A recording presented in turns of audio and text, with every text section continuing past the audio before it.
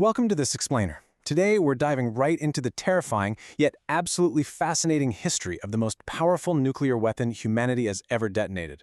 We're talking about a very specific moment in time, when the entire world literally stood on the brink of destruction, fueled by this crazy cocktail of political hubris, brilliant science, and just sheer geopolitical paranoia. All right, let's get into it. So, to instantly wrap our heads around the sheer scale of what we're looking at, I want you to keep this one staggering number in mind: 3,800. This single weapon, detonated by the Soviet Union, was 3,800 times more powerful than the bomb dropped on Hiroshima. I mean, if you try to imagine the absolute devastation of a major city and then multiply that by nearly 4,000, well, human comprehension just kind of breaks down, doesn't it? But to figure out how we actually arrived at a weapon of this apocalyptic scale, we've got to go back to the beginning. Part 1. Emperor of Bombs. The Origins of the Tsar Bomba. You know, the Tsar Bomba really earned its title through a leap in destructive power that's honestly hard to fathom. Consider this. If you take every single explosive used throughout the entirety of World War II, and yes, that includes the atomic bombs dropped on Hiroshima and Nagasaki, all of it combined totaled just 3 megatons. The actual Tsar Bomba that was detonated, 50 megatons. It originally had the nickname Big Ivan, but Emperor of Bombs definitely captures the vibe better. But here is the most terrifying part.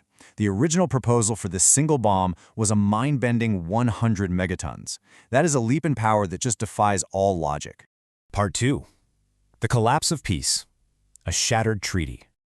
Believe it or not, in the late 1950s, peace actually seemed possible. In May of 1960, a Paris summit aimed at formalizing a nuclear test ban treaty brought a ton of global hope. The two superpowers were, of course, locked in this incredibly tense Cold War, but everyone was basically holding their breath for a breakthrough. Well, that peace shattered pretty rapidly. Just days before the summit, an American U-2 spy plane was shot down right over the Soviet Union. Now, the U.S. initially claimed it was just a weather plane, a cover story that completely fell apart when the Soviets actually produced the captured pilot. So that completely derailed the summit. Fast forward a bit to 1961, and John F. Kennedy is elected U.S. president. Soviet leader Nikita Khrushchev looked at this young president and saw him as inexperienced, weak even. So to intimidate the new administration and basically assert absolute dominance, Khrushchev officially broke the voluntary nuclear test ban in October 1961. Part 3.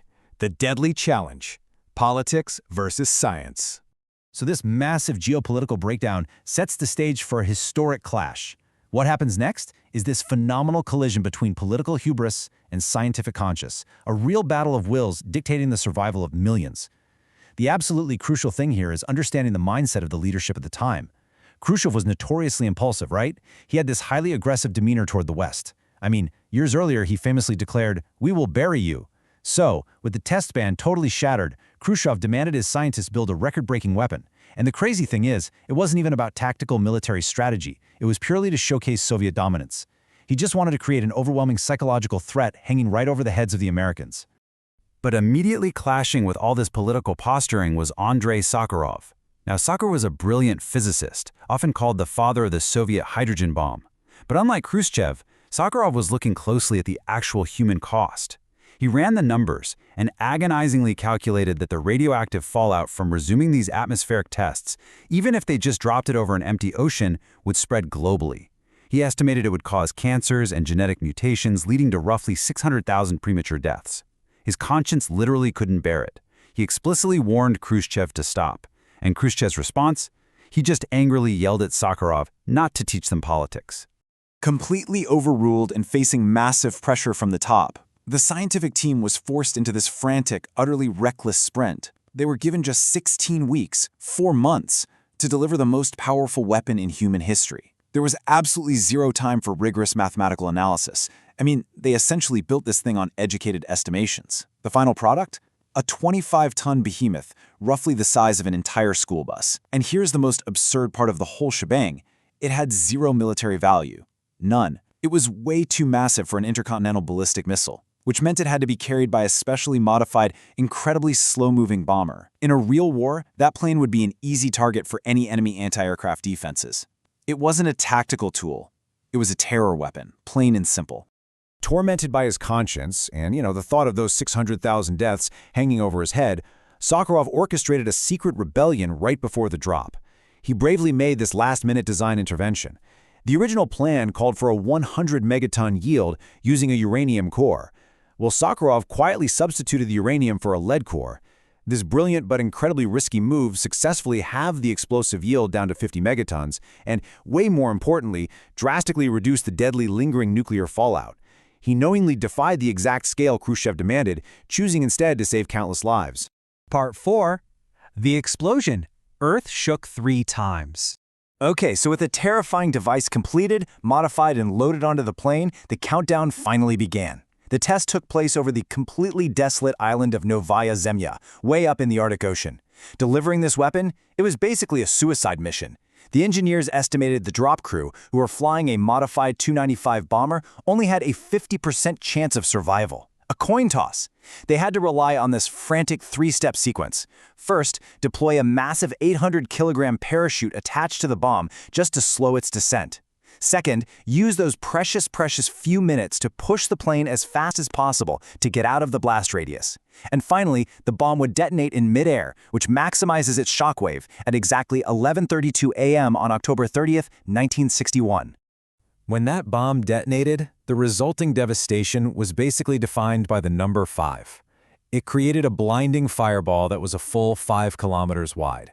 It generated heat 5 times hotter than the center of our own sun.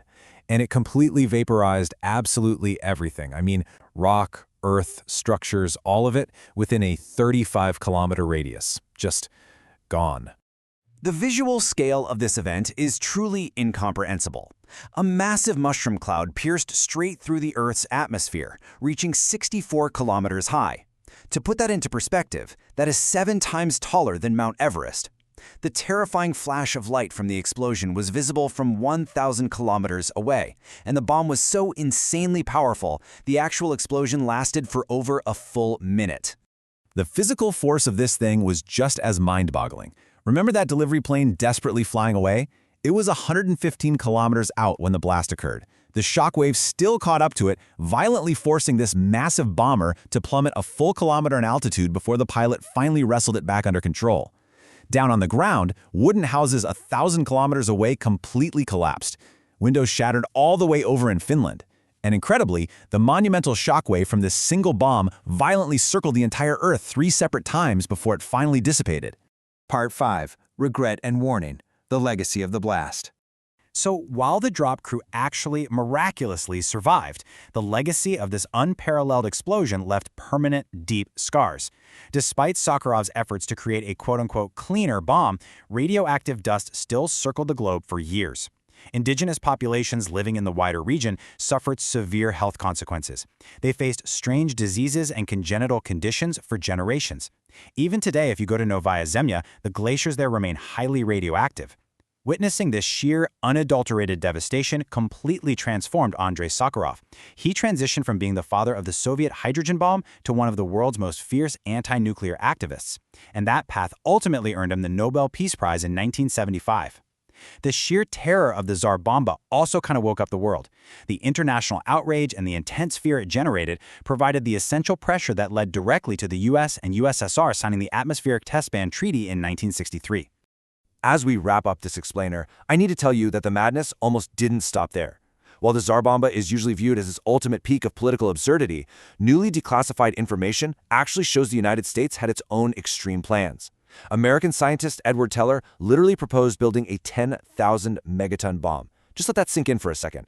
A weapon 67,000 times more powerful than Hiroshima. Thankfully, it was never built, but it leaves us with a really chilling realization. If a 50 megaton bomb shook the entire Earth 3 times and vaporized everything for miles, what on earth would a 10,000 megaton bomb have done to humanity?